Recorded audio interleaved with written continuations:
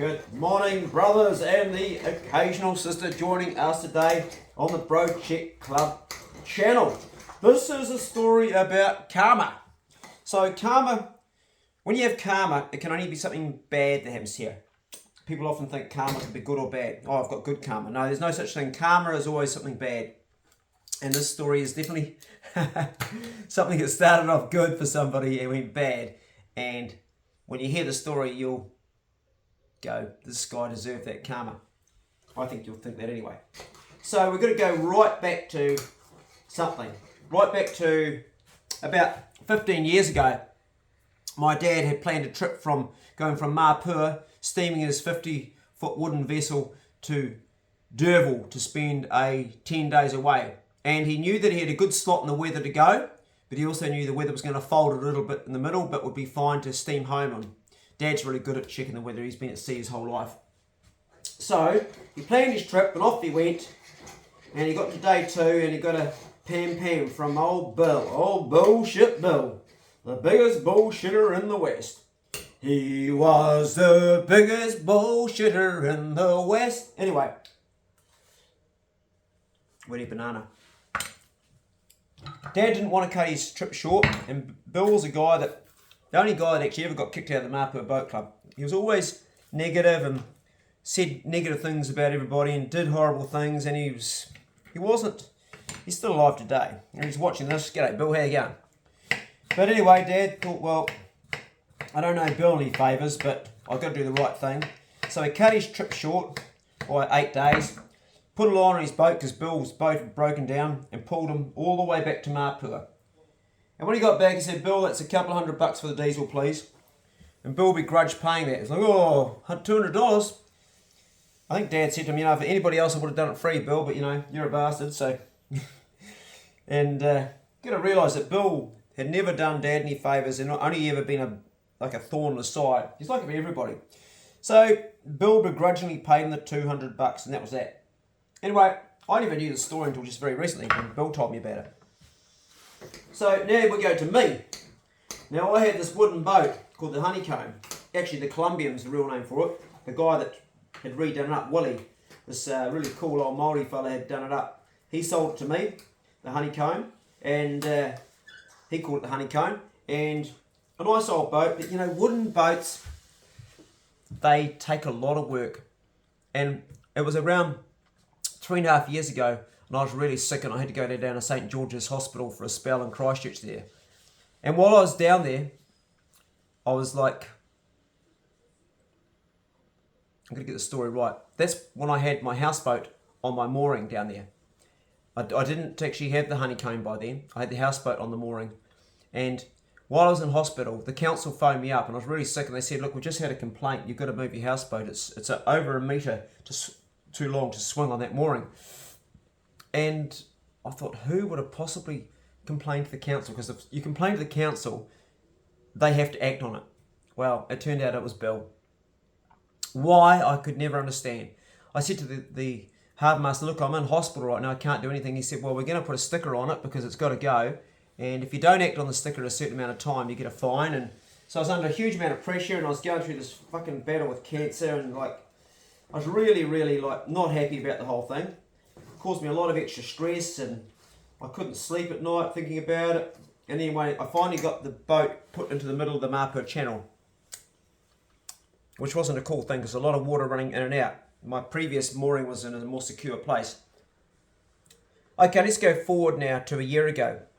In that time, it was in the channel, I bought an old wooden launch, the Honeycomb, this one I told you about, off Willie. And Willie had been using my mooring, he had it on there and he couldn't pay for the mooring fee. And so the only way he could pay it for was to sell the boat, but he wanted out of the boat anyway. So I bought it off and sort of to do him a favour and bought it just so he didn't have a hassle. And I thought, well, I'll use it as a project. And I enjoyed it. I mucked around the boat, but it never really got going anywhere. And to be honest, it cost me quite a lot of money. Anyway, Bill decided he wanted to buy it at one stage, that launch. But I never used to talk much to Bill because he was always horrible to me. Always used to, I don't know, I never knew why, but he used to always treat me like mud. And anyway, he got all nice and said, hey, you want to sell the boat? And I said, it's not for sale. And they said, oh, a wee launch like that would do me beautifully. So anyway, about 6 months later, I thought, I'm going to sell that boat. So I put it on the market, and old Bill came back and says, yep, I like that boat. What do you want for it? I said, $5,000.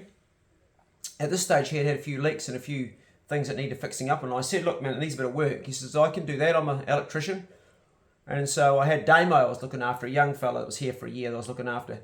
So Damo and I, prior to him wanting to buy it, we decided we were going to start to redo the boat up. So Bill, I took it for a spin out in the bay and took it back in. He says, yeah, I love it. And I said to Damo when I come home, I said, look, we don't have to worry about doing that boat. I've told Bill what needs doing.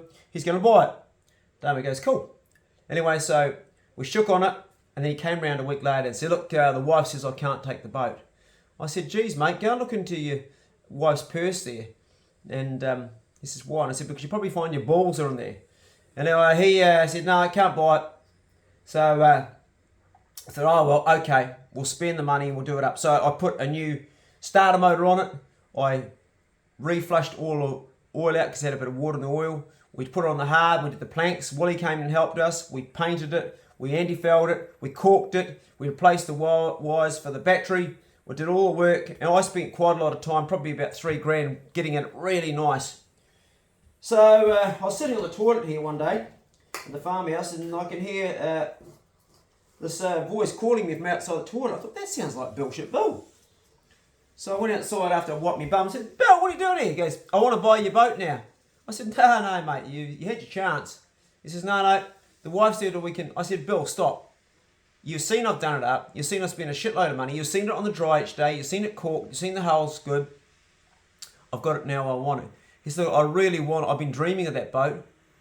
I said, well, it really should be more than $5,000 because I've spent like $3,000 and a whole lot of work on it. He said, well, $5,000 is all I've got. And I thought about it long and hard, and I thought, he's an old guy. Be a good project for him because it still needs a bit of work. Still needs the electrics done.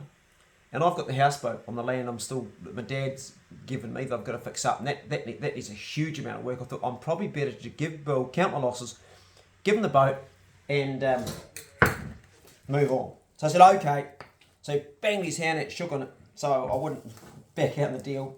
I said, your handshake doesn't mean much, Bill. Last time you shook on it, you said you couldn't buy it because your wife said you weren't allowed it. Anyway, long story short, he bought the boat, and about 4 months went by, and every day he was working on that boat. He redid it. He cut the mast on, put a new mast on. He did the electrics. He did all sorts of stuff. And one day I went down to Grossie Point, and I was looking at it and thinking, man, it's a beautiful boat. But then I noticed that the bilge pump was pumping water out of it. I thought, shit, that's taking on a bit of water. So I sat there and watched, and 5 minutes later, bilge pump goes again. I thought, that's taking on a lot of water. So I got on the phone, hey, Bill. He goes, you there? I said, Bill. He goes, you there? I said, yeah, can you hear me? He goes, you there? And I said, yeah, I'm here. Can you hear me? And he hung up. So for some reason he couldn't, I don't know, the mute was gone. Maybe I'd stuffed up. So I raced around to his house, but he wasn't there. So I left a message on his phone, and he doesn't read text messages, so I left a message to call me. And he come round here about 2 days later and asked my help to get it up on the land, because I told everybody in the village, Bill's boat's sinking, you need to get onto it. And so everybody found him eventually and tracked him down. He come round here, and he wasn't that nice to me, but he wanted me to help him get the boat out onto the land and get it all fixed up again, which I said, yeah, I'll do that. But we got talking, and I said to him, I think this is karma for you, Bill.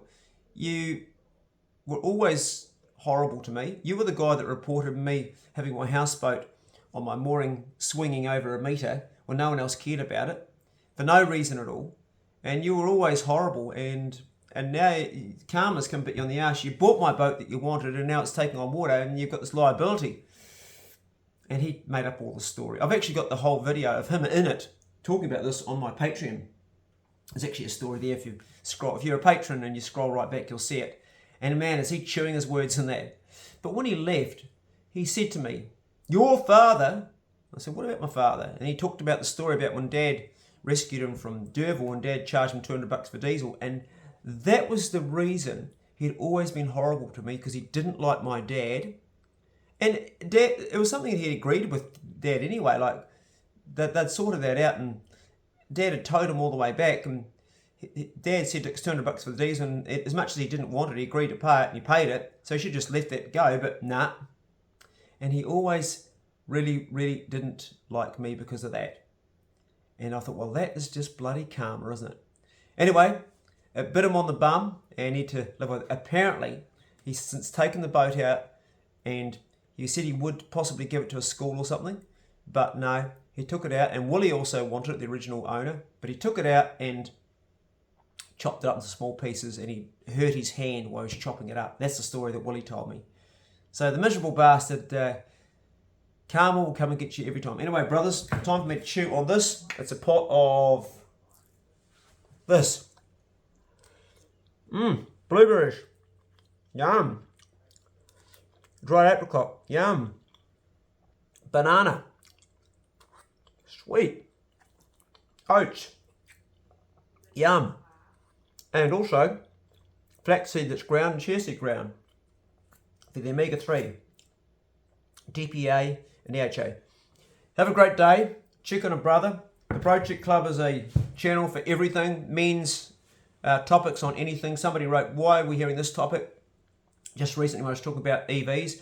This channel is for me to yak about anything to you and for you to say anything you want in the comment section. It's just a channel for men to talk about man stuff. And if the odd woman wants to jump in and listen to me ramble on, then I don't know why they ever would, because it's all man stuff, but they're welcome to join us. Karma. There's an old rule. It's an old pagan rule. It says, ever remind the rule of three. What thee does comes back to thee threefold.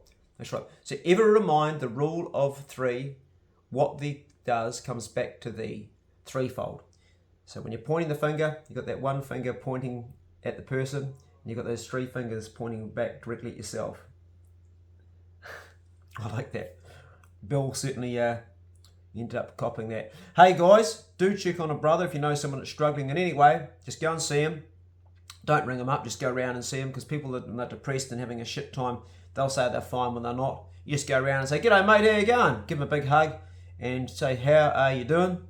And really check on a brother. Because us men, one thing we're shit at doing, that's networking.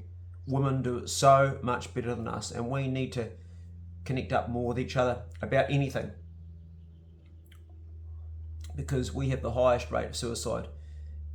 Every 3 suicides, 2 of them are men. In New Zealand, it's over half, anyway, I know that. So, check on a brother. Go steady. I'm going to scoff this and go and do some work in my garden. I'm putting up nets today, keep the birds out. See you later.